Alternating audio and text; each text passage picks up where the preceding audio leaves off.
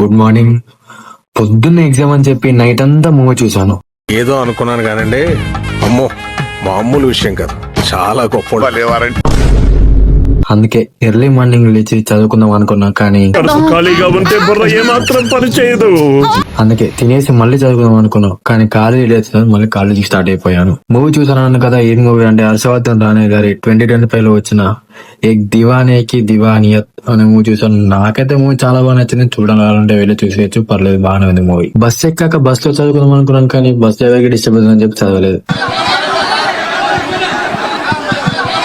కాలేజీకి వెళ్ళాక అందరు మ్యాథ్స్ లెక్కలు వేస్తుంటే నేనేమో ఈ లీఫ్ లెక్కలు వేస్తున్నాను.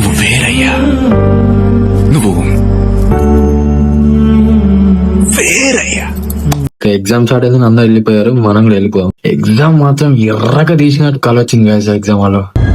అంటే ఆఫ్టర్నూన్ ఎగ్జామ్ కూడా కంప్లీట్ చేసుకుని హాస్టల్ స్టార్ట్ అయిపోయాను. అన్నట్టు చెప్పడం మర్చిపోయాను.